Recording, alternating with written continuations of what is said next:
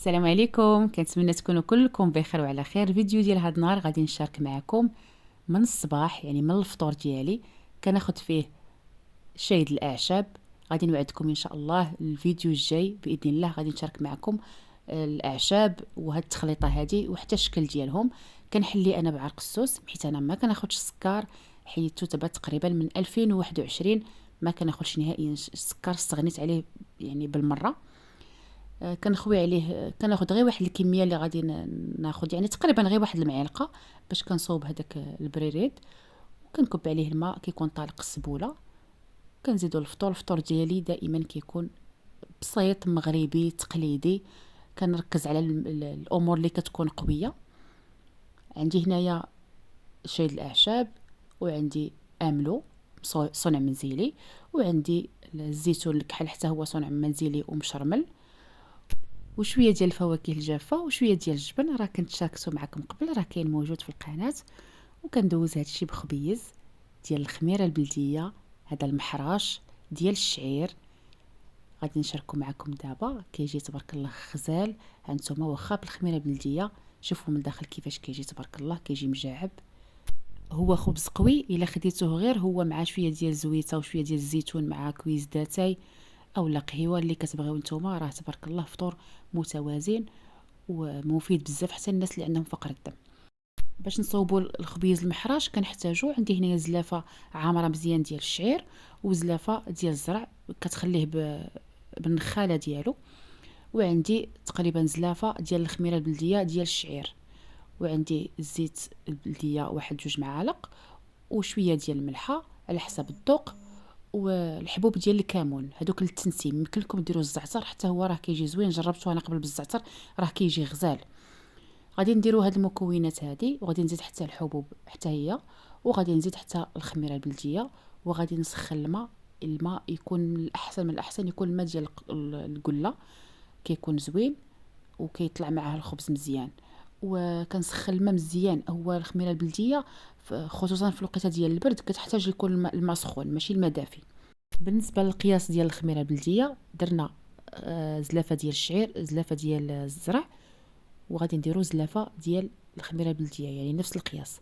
الخميره البلديه واخا كتكون زايده ماشي مشكل، حيت هي الا درتي كثرتيها كتخمر دغيا وما كيجيش الخبز حامض بزاف. كنسخنوا الماء مزيان حتى كيطلق السبوله، وكنعجنوا العجينه كتكون القوام ديالها شويه مطلوق. غيبان لكم واحد الطريفات ديال التمر مع العجينه، هادوك كيكونوا مع الخميره البلديه حيت هما باش كنخمر الخميره البلديه وكنعجنهم مع الخبز.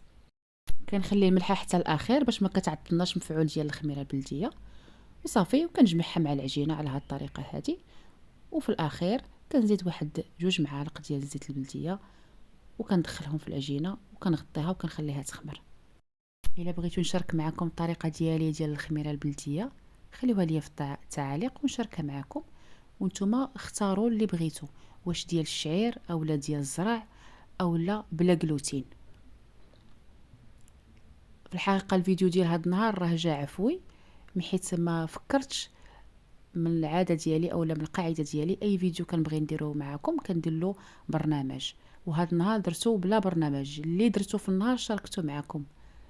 هنا من بعد ما خمرت العجينه عندي بلبوله ديال الشعير هذيك الرقيقه ديال التكراس، كتفزقوا واحد شويه يديكم في الماء حيت كيكون العجين كيتلصق، وكتكركبوها بحال هكا اولا تلولبوها فيها وكتحطوا في صوينيه. انا هاد المره اختاريت باش نديرهم خبيزات صغيورين كيجيو هكا زوينين، محاشات هكا صغارين للفطور، وكتبداو كتقرصوا وكتحطوا في الصوينيه ديالكم. بالنسبه للخميره المره الثانيه كنديرها عاوتاني نفس الشكل، كنشعل الفران واحد شويه وكنخليها. الا كنتم نتوما ما مزروبينش على الخبز كتعجني بالليل ومع الصباح بكري كتنوضي كطيبي خبيز ديالك، كتنوضي مثلا مع 7 الصباح مع الفجر اولا 6 ونص كتشعلي الفران ديالك وكطيبيها.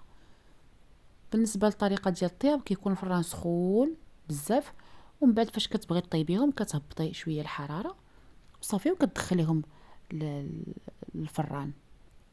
مي كيخمروا هانتوما كيبان لكم راه كيبدا بحال اللي كيتشقق واحد شويه، هذا هو الخميره ديال الخبز ديال الشعير.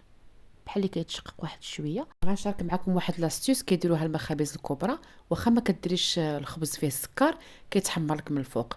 كتاخدي واحد الرشاشه على هذا الشكل هادي، راه كتباع موجوده، كدير غير 5 دراهم، وكتعمري فيها الماء، وقبل ما كتدخليها الفران كترشي وكتدخليها الفران، وتشوفوا الخبز كيفاش كيجي كيحمق ومحمر مزيان. كنتكوه بواحد العويد صغيور وكندخلوه الفران. هذا هو الشكل ديالو من بعد كيطيب. شوفوا تبارك الله كيفاش كيتشقق تبارك الله.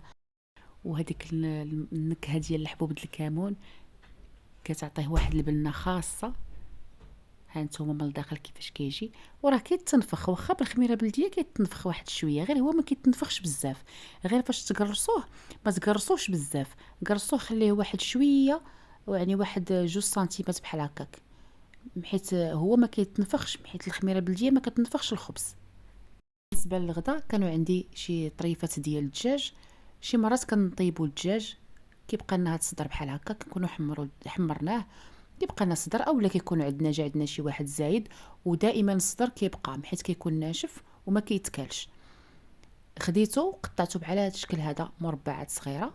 من بقايا ديال الدجاج غادي نصاوبو كغاطا صالح للغدا اولا العشاء، كيجي لذيذ وما كترميهمش، يعني هاد البقايا هادو ما كيضيعوش، وراه صوبتيه لوليداتك راه ما تبقى منه حتى فرتوته. كنحتاجو لهاد الكغاطا هذا. عندي هنا واحد البول درت فيه 4 ديال البيضات، وغادي نزيد عليه واحد الحك ديال الياغورت طبيعي يعني بلا سكر. يمكن لكم ديروا واحد الكاس ديال الكريمه ديال الطبخ اولا كاس ديال الحليب. غادي نزيد عليه واحد شويه ديال الملحه، ما تكتروش حيت راه كلشي طايب في الملحه ديالو، وشويه ديال البزار، وزدت عليها واحد الحكه ديال الكوزه. وغادي نخلط هاد لاباري هادي، غادي نخلطها تيتجانسوا جميع المكونات. بالنسبه للاضافات ديال الخضر كتبقى اختياريه، يعني كديري شنو عندك في الفريجيدار. انا بالنسبه ليا درت هاد الشيء اللي عندي وصوبت منه غدا، كيجي زوين وكيجي بنين، وكنت الدراري كيعجبهم بحال هاد الشكل هذا. وفي نفس الوقت كنبدلوا شويه من الطاجين والمرقه وهذا. درت هنايا 2 لايف ديال بطاطا انا شويتها في الفران، نسمتها بشويه الملحه وشويه ديال الزعتر وشويه ديال الفلفله الحمراء وزيت البلديه، ما كنخليوهاش حتى كتحمر، يعني غير كطيب وصافي. وزدت عليها هذوك الطريفات ديال الدجاج. بالنسبه للبطاطا الا بغيتو تقليوها حتى هي قليوها، انا ما كنقليش بزاف، يعني فين وفين عاد كنقلي. زدت عليها فلفله حمراء مع البصله مشحرين مع شويه ديال الملحه وشويه ديال الزيت وشويه ديال الابزار. غادي نخلطوا هادشي كامل على هاد الطريقه هذه. جبت هنايا واحد البلاطو اللي كيدخل الفران، دهنته بالزبده ورشيته بلا شابلور. هاد المره درت هاد الكغاطا هذا وبغيت نعطيه واحد القرماشه، ومعروفين هاد البلاطويات ديال الزاج كيلصقوا، وقلت في عوض ما ندير السميده اولا الطحين ندير لا شابلور. خويت هاد الخليط هذا كامل اللي عندي وكتقادوه على هاد الشكل هذا في الصينيه. يعني لاحظتوا كغاطان ساهل وبسيط وما فيش مكونات كثيره، وهذاك الشيء اللي عندكم في الثلاجه ديالكم في الاخر ديال الاسبوع كتصوبوه، وساهل دغيا كيوجد. كنزيد عليه الفرماج. انا درت شويه الموتزاريلا، نتوما ديروا الفرماج يا الموتزاريلا يا الادام اللي بغيتو. وهذاك لا شابلور اللي بقات لي تقريبا واحد المعلقه كنديرها شويه من الفوق. هاد لا شابلور البنات جربوها راه كتجي زوينه وكتجي بنينه وكتعطيها واحد القرمشه غزاله. كندخلوه الفران حتى كيطيب من التحت ومن الفوق، وكنتاكدوا بانه البيض ما بقاش يعني خضر، يعني نشف الكغطا مزيان حتى كيذهب اللون ديالو.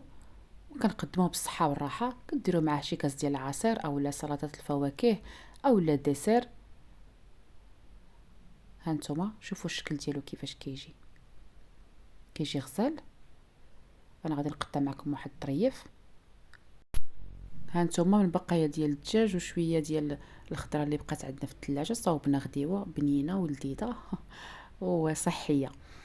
هنا بالنسبه ليا خديت مع ديك جويه ديك ال5 اولا 6 خديت سناك ديالي. خديته قهوه كحله. مره كناخذها ماشي دائما، غير فاش كتجيني ليها الكانه ومع واحد طريف ديال الكيكه اللي كنت شاركته معكم قبل. راه كاين الفيديو في القناة.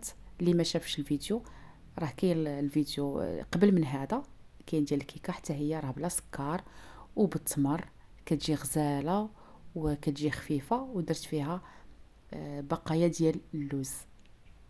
ايوا هادشي اللي كاين، هذا هو النهار ديالنا اللي شاركته معكم وشاركته معكم بكل عفويه. كنتمنى يكون عجبكم فيديو هذا النهار، وما تنساوش لي لايك ديالكم والتعاليق ديالكم، واللي مازال ما اشتركش في القناه يشترك في القناه، وخليتكم في امان الله.